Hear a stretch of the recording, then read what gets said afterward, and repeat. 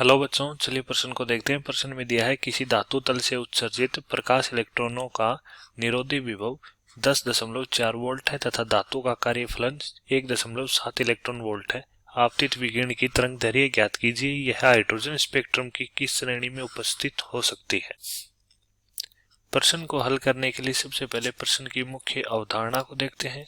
तो मुख्य अवधारणा में हम देखेंगे कि आइंस्टाइन का प्रकाश विद्युत समीकरण क्या होता है। आइंस्टाइन का प्रकाश विद्युत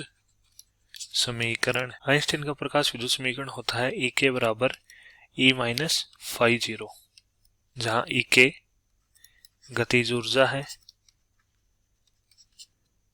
फाई जीरो कार्यफलन है। यदि उत्सर्जित इलेक्ट्रॉन का वेग अधिकतम हो तो गतिज ऊर्जा का मान भी अधिकतम होगा। तो अधिकतम गतिज ऊर्जा E के बराबर होता है EV0, जहां V0 निरोधी विभव है,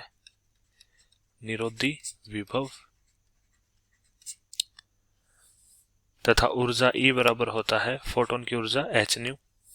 तो यहां से हम लिख सकते हैं EV0 बराबर hν माइनस फाई जीरो। तो इस समीकरण को हम लिख सकते हैं EV0 प्लस फाई जीरो बराबर hν, या EV0 प्लस फाई जीरो बराबर hc बटे लेमडा। यहां से तरंगदैर्घ्य लेमडा बराबर होगा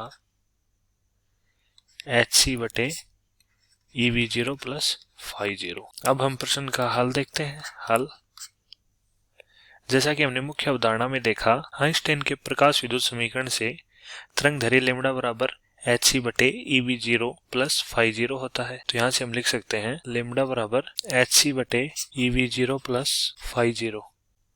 चूंकि प्रश्न में हमें दिया है कार्यफलन फाई जीरो बराबर 1.7 इलेक्ट्रॉन वोल्ट, इसे हम जूल में परिवर्तित करें तो हमारे पास आ जाएगा 1.7 गुणा 1.6 गुणा 10 की घात माइनस 19 जूल। इसी प्रकार निरोधी विभव V0 बराबर दिया है 10.4 वोल्ट। तो ये मान हम समीकरण में रखेंगे तो हमारे पास तरंगदैर्घ्य लेमडा बराबर होगा 6.67 गुणा 10 की घात माइनस 34 गुणा 3 गुणा 10 की घात 8 बटे 1.7 गुणा 1.6 गुणा 10 की घात माइनस 19 प्लस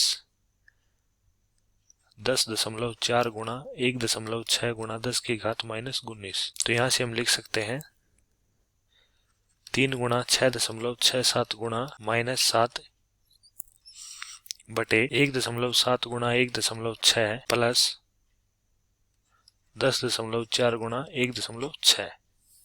तो इसे हम हल करेंगे तो हमारे पास लेमडा बराबर होगा 1.023 गुणा 10 की घात माइनस 7 मीटर। तो यहाँ से हम लिख सकते हैं लेमडा बराबर 1023 गुणा 10 की घात माइनस 10 मीटर। चूंकि हम जानते हैं 10 की घात माइनस 10 मीटर बराबर होता है 1 एंगस्ट्रम। तो यहाँ से लेमडा बराबर आ जाएगा 1023 एंगस्ट्रम। अतः आपतित विकिरण की तरंगदैर्घ्य 1023 एंगस्ट्रम होगी। अब हमें ज्ञात करना है कि हाइड्रोजन स्पेक्ट्रम की किस श्रेणी में उपस्थित होती है यह विकिरण। तो हम पराबैंगनी तरंगदैर्घ्य की बात करें तो पराबैंगनी तरंग के लिए तरंगदैर्घ्य की प्रकाश होती है 1000 एंगस्ट्रम से 4000 एंगस्ट्रम तक। तो हमारे पास आपतित विकिरण की तरंगदैर्घ्य 1023 एंगस्ट्रम है, तो जो कि पराबैंगनी तरंग की तरंगदैर्घ्य की प्रकाश की है। तो यहाँ से तरंगदैर्घ्य लेमडा बराबर 1023 एंगस्ट्रम पराबैंगनी तरंगदैर्घ्य की प्रकाश की है, क्योंकि लाइमन श्रेणी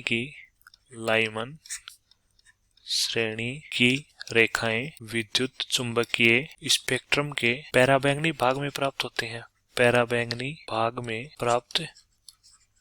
हैं। अतः हाइड्रोजन स्पेक्ट्रम की श्रेणी लाइमन श्रेणी होगी। मैं आशा करता हूं कि आपको समझ में आया होगा। धन्यवाद।